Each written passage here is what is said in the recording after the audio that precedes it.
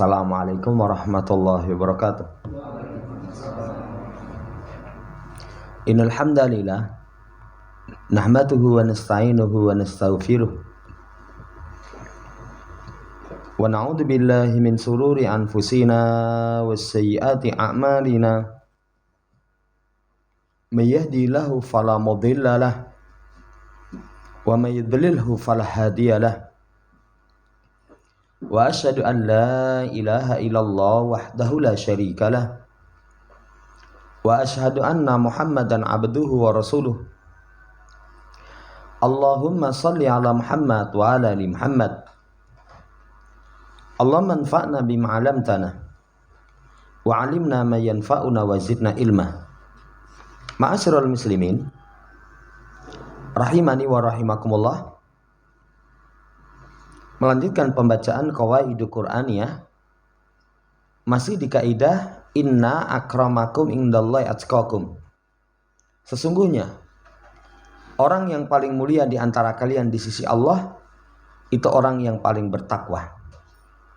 Jamaah hormati, kita sampai di halaman 83. Setelah kemarin Syekh membawakan ayat-ayat berkaitan tentang perintah supaya seseorang itu tetap, supaya Nabi kita Muhammad SAW tetap bersabar bersama dengan orang-orang yang mereka beribadah kepada Allah di setiap pagi dan petang. Kemudian kata Syekh, inna mimma ya'sifu alaihi fi waqi'inal ma'asyiri wujuda amsilatin katsiratin muhalafata lihadil qaidati syarifati. Di antara apa yang menjadikan kita sedih atasnya pada kenyataan kehidupan kita di masa sekarang, adanya contoh yang sangat banyak penyelisihan kepada kaidah yang mulia ini. Jadi kaidah inna akramakum indallahi atqakum. Sesungguhnya yang paling mulia di antara kalian di sisi Allah orang yang paling takwa. Masa sekarang masih kita ketemukan banyak sekali penyelisihan kaidah ini.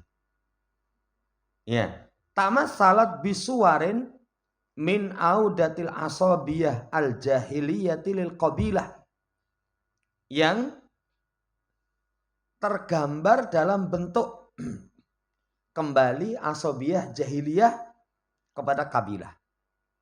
Jadi ta'assub, fanatik, merasa mulia dengan kabilah. Wallati lam tatawaqaf indaha dita'arufi baina afradil qabilatil wahidati fahasbu, yang tidak berhenti pada batasan berkaitan tentang individu kabilah saja. Ya, jadi tidak terhenti pada batasan misalkan nanti supaya saling mengenal. Padahal kalau kelanjutan ayat, jamaah hormati, supaya kita saling mengenal. Lita'arafu, sama kabilah bersuku-suku supaya kalian saling mengenal. Tapi sekarang sudah tidak hanya itu, lebih dari itu. Jadi tidak berhenti pada batasan saling mengenal antara satu kabilah dengan kabilah yang lain saja. Bal tatawaqqafu inda tamaduhi al-mubah. Bukan hanya sekedar berhenti pada pujian-pujian mubah, tapi sudah sampai tingkatan melampaui batas. Tingkatan melampaui batas. Kalau sesama kabilah kami, ya alhamdulillah punya keahlian ini. Sekedar perkara mubah masih boleh. Saling mengenal, oh kabilah sana itu ini, kabilah sana itu ada keahlian ini. Sekedar itu masih boleh. Tapi bal tazawajat dalika ilal hulu fil madahi. Tapi sudah melampaui batas dalam urusan pujian. Ya, mujinya sudah berlebihan. Kami. Apa itu kalian? Kami, kelebihan pada kami. Saudara yang saya hormati, kata penulis ini yang membuat kita sedih. Apa di negeri kita ada? Ada. Ya, yang dibanggakan itu bukan tanah haram, bukan kota Mekah, bukan kota Madinah. Tarim ya Tarim. Tarim. Jadi kabilah dari sana, itu yang dibanggakan. Jamaah hormati, wal muwalatul mufritatu lil qabilah. Kemudian loyalitas yang melampaui batas kepada kabilah. Sudah melampaui batas kepada kabilah. Demikian pula wa talwihu bina bezil qabailil ukhra. Dia pun acungkan, luapkan kepada kabilah-kabilah yang lain. Kalau kabilah-kabilah yang lain, itu sudah dia jelekkan. Kabilah kami. Apa itu kabilah itu? Saudara yang saya hormati, ini realita di masa sekarang. Ya. Allati qad yatarattabu 'alaiha dubanul ma'ayiril syar'iyyah ingda ba'di bisa babi hadil asalibi. Allati karasaha wa a'azah min huduriha amsalal musabaqati syar'iyati lada ba'dil kinwatil fadha'iyah. Yang kata penulis, akibat dari ini itu rusak timbangan syar'i di sebagian dengan sebab jalan atau cara yang mereka tetapkan. Wah, ini sudah disemarakkan di mana-mana. Akhirnya timbangan syar'i itu bukan kepada takwa, tapi timbangan syar'i itu kembalinya kepada kabilah, kepada nasab. Kami paling mulia. Sampai walaupun berzina, walaupun ini dan itu, pasti dapat surga. Rame itu? Ya, rame. Saudara yang saya hormati, bukan karena ketakwaan, tapi timbangannya sekali lagi kepada kabilah. Ini jahiliyah. Seperti ini adalah perkara jahiliyah, asabiyah jahiliyah. Wa tarattabu 'alaiha mahadhira syar'iyyatin ukhra laisat hadza maudhi'u dzikriha.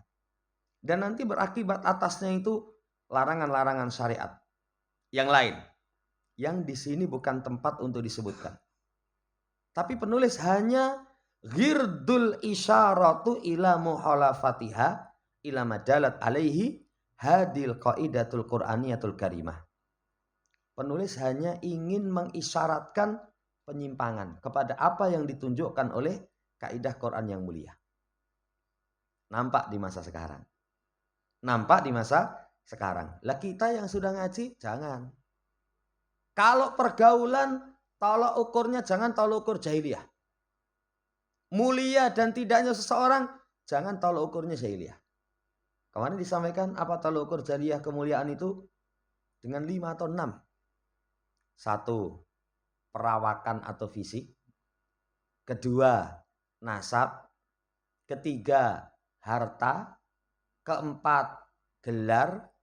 5. Ketokohan. 6. Itu banyaknya keturunan keluarga. Kabilah kami paling besar. Kalau seseorang mengukur kemuliaan dengan 6 perkara itu, berarti masih ada dalam dirinya sifat jahiliyah. Ini nasihat daripada penulis. Fal yattaqillah. Hendaknya bertakwa kepada Allah. Orang yang mendengar, kemudian membaca ucapan Allah, inna akramakum indallahi atqakum. Sesungguhnya yang paling mulia di antara kalian di sisi Allah, yang paling takwa di antara kalian, itu saudaraku yang saya hormati, hendaknya orang bertakwa kepada Allah minat tafakhuril madmum, dari bangga kebanggaan yang tercela. Kebanggaan yang tercela. Ya tadi, bangganya karena fisik. Mau aku dolan karo kowe apa? Rupamu elek. Padahal kalau orang main dengan orang yang jelek kan malah kelihatan semakin tampan. Tapi yang dolan karo wong bagus kabeh. Endi bagus padha wae no. Saudara yang saya hormati, bangga dengan fisik, nasab, harta, gelar, ketokohan, ya, atau banyaknya keluarga. Itu hendaknya seorang bertakwa kepada Allah. Wal ya'lam al mu'minu anna man bata bihi amalahu. lam yusri bihi nasabuhu. Hendaknya seorang mukmin itu tahu siapa yang melambatkan amalannya, nasabnya tidak bisa mendahului. Mungkin kita, nasabmu siapa tuh? Bareng diteliti itu ternyata kembalinya kepada Gajah Mada misalnya. Kembalinya kepada tokoh-tokoh yang mungkin itu bukan tokoh Islam. Bukan tokoh Islam. Rojo sopo? Mataram Hindu misalkan.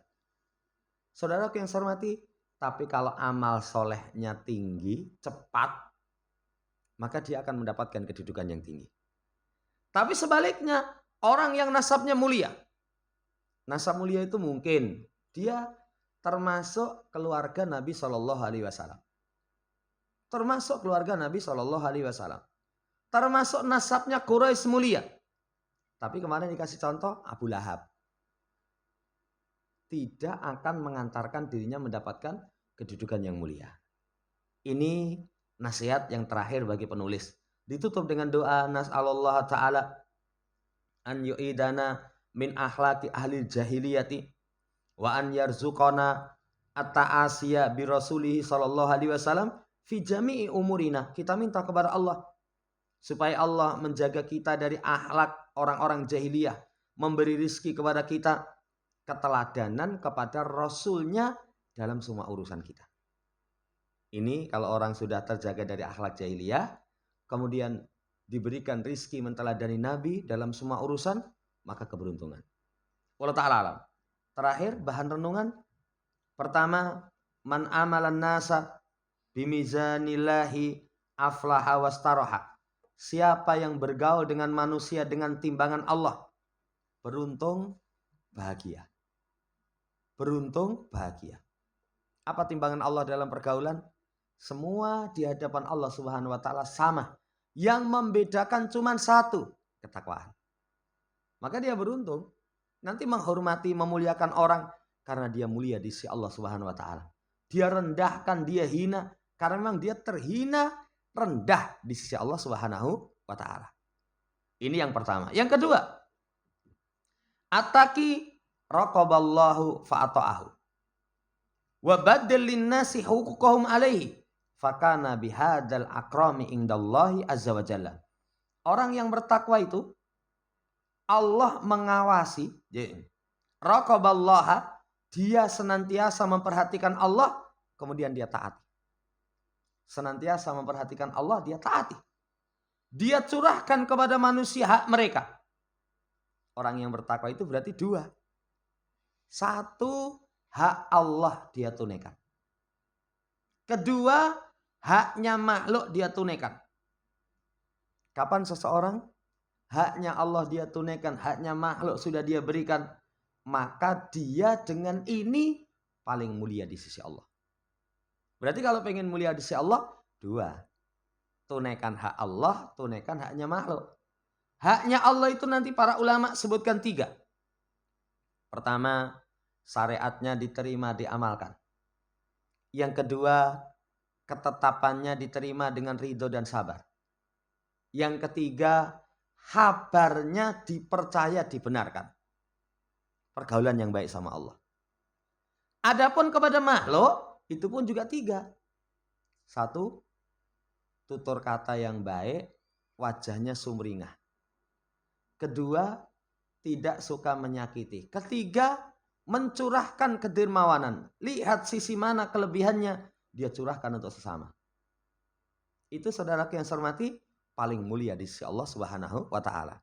Tapi kalau masih kurang, sama Allah baik, ibadah luar biasa, kabar dipercaya, ketetapan Allah diterima dengan ridho dan sabar, tapi sama makhluk, lesane pedes.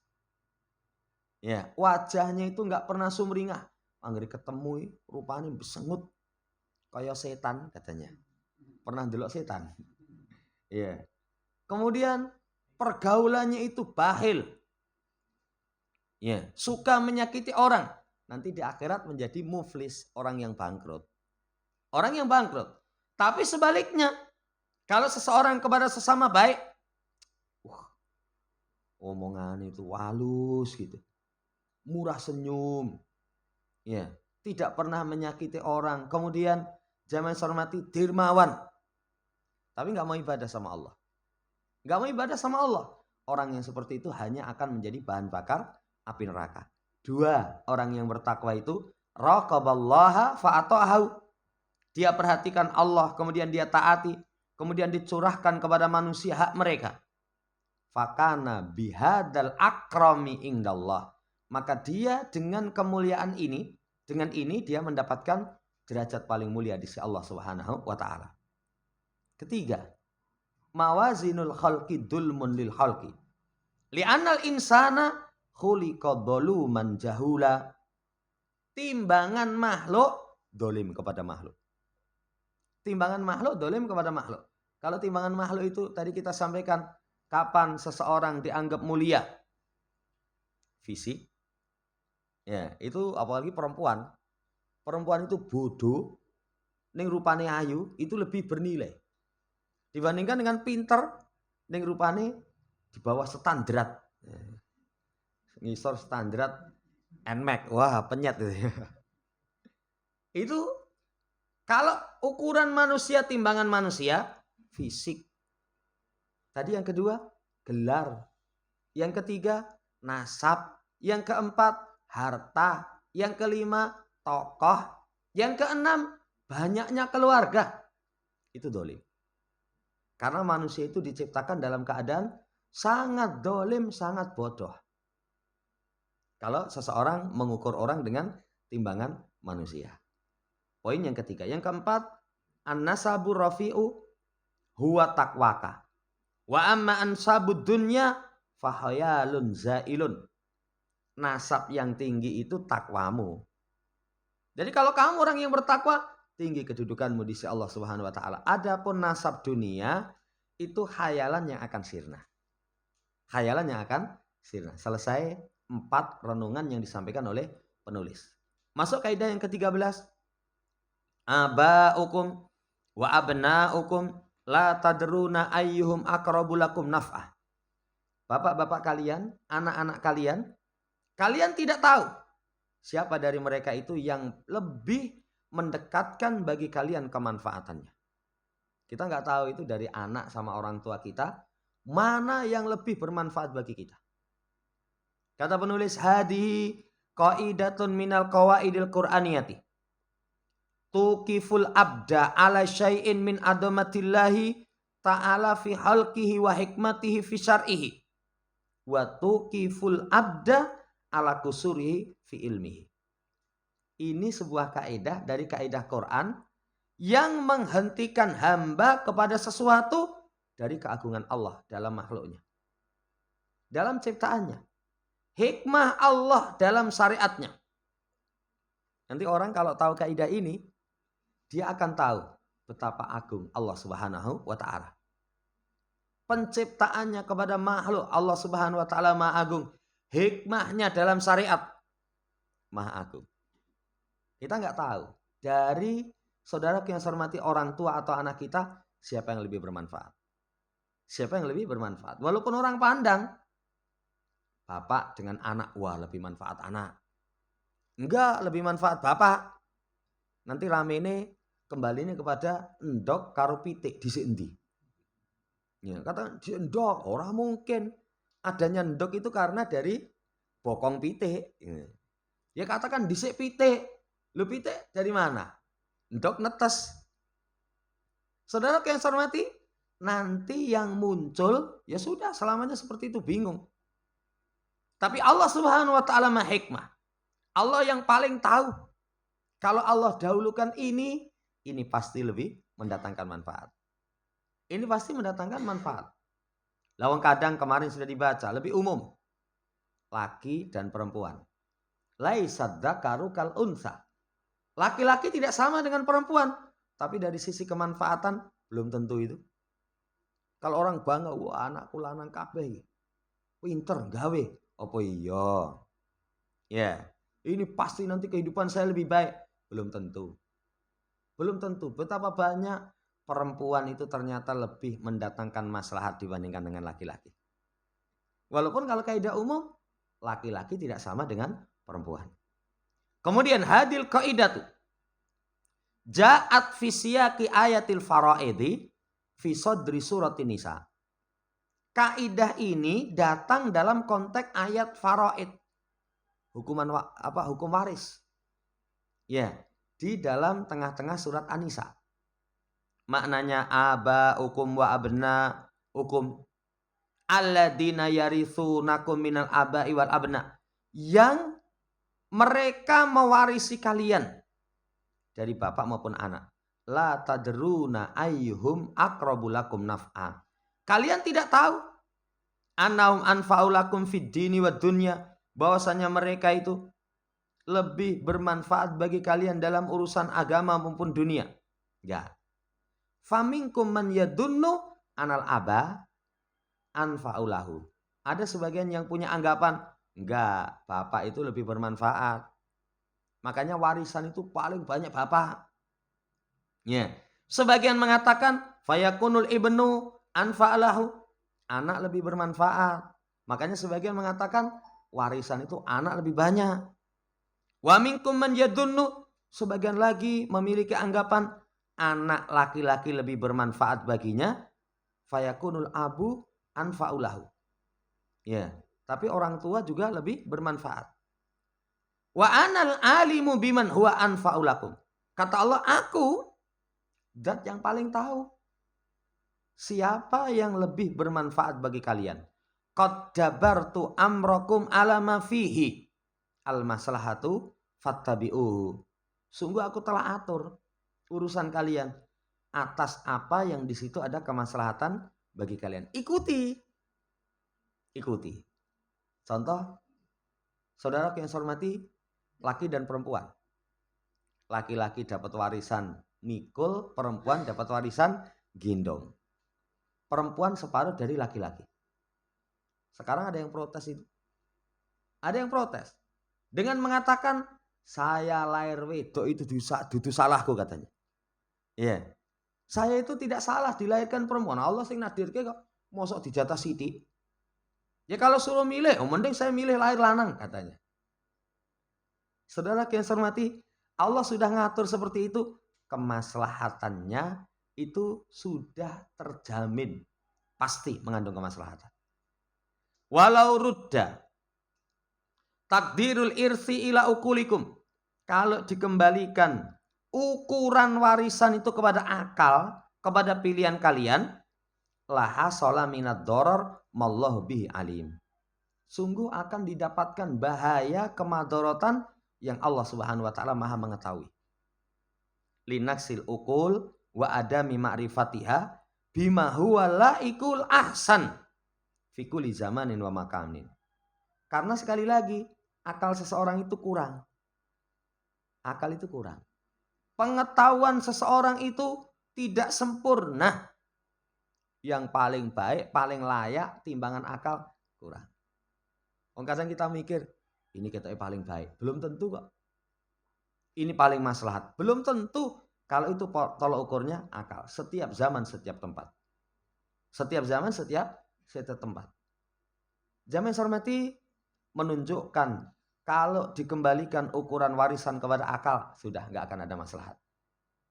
Laqad kana ahlul jahiliyati, dulu orang jahiliyah itu membagi warisan bimawazina ghaira mundabatatin.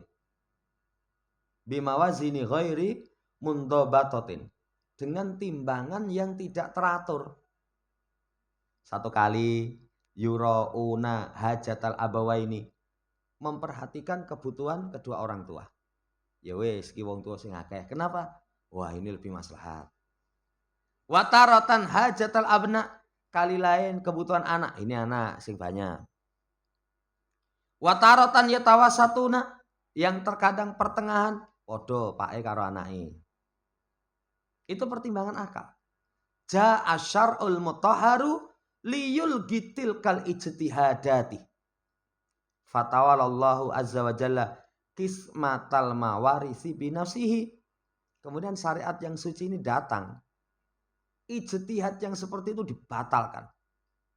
Allah serahkan pembagian warisan kepada dirinya. Kemudian Allah tutup dalam ayat yang mulia itu ya, dua makna yang agung.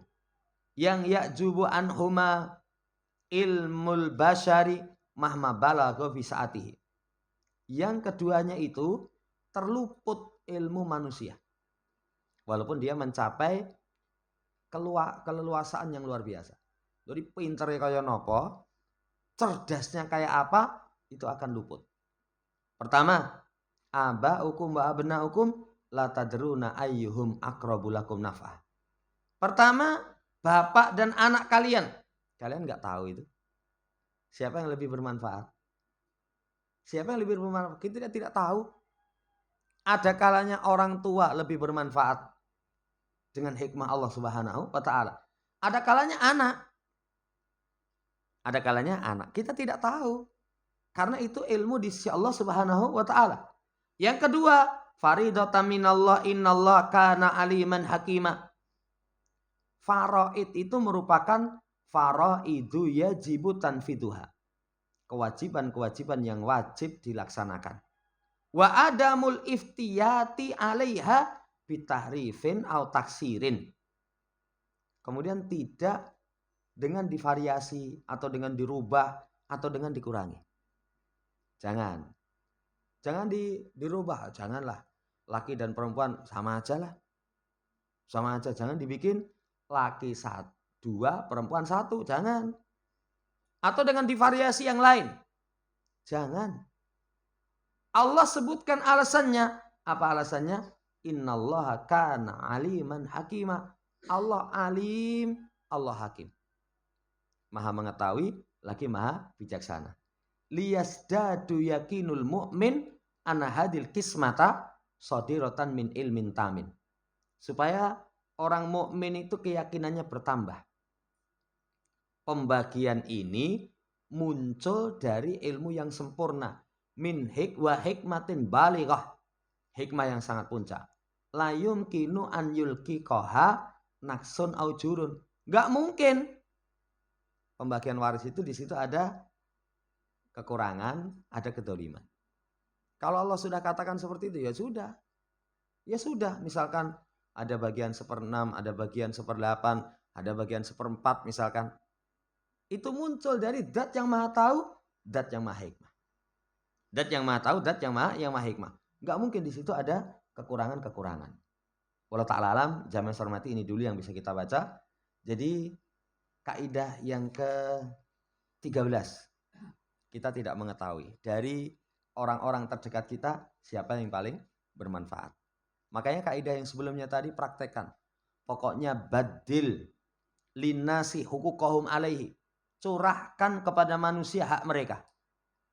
Hak mereka sudah, hak mereka kita berikan sesuai dengan ketentuan syariat. Anak bakti sama orang tua, kerabat kita silaturahmi, kemudian kita memiliki anak, tanggung jawabnya misalkan kepada anak, sudah curahkanlah. Ya, siapa yang paling bermaslahat? Allah Subhanahu wa taala alimun hakim. Maha mengetahui lagi maha bijaksana. Nanti kita akan panen. Kita akan panen. Tapi kalau pertimbangan kita, wis anak lanang ini sing diujo ini, anak wedok ya apa? Nganggo lulus sekolah, belum sempat bantu wong tua, ya, digawa wong lunga. Ya kan dirabeni wong itu setelah dirabeni gawa lunga. Gawa lunga. Orang tua belum mendapatkan hasil, wis gawa lunga. Ya, belum tentu kok. Belum tentu. Kadang ada kalanya orang punya anak perempuan itu lebih berbakti. Sampai ada ulama itu kasih contoh. Kadang yang ngurusi orang tua itu lebih dekat anak perempuan dibandingkan dengan anak laki-laki. Calanang itu misalnya kon ngedusi pak mboke itu. Ya, apalagi nanti sampai tingkatan membersihkan kotoran. Orang sesabar anak wedok itu. Wah, ini Masya Allah. Jadi kita nggak tahu mana yang lebih bermaslahat. Pokoknya hak mereka kita tunaikan. Yakin saja. Di situ nanti akan ada kebaikan-kebaikan yang Allah curahkan kepada kita. Demikian kurang lebihnya mohon dimaafkan. Subhanakallahumma rabbana bihamdika asyhadu an la ilaha illa anta astaghfiruka wa atubu ilaik. Assalamualaikum warahmatullahi wabarakatuh.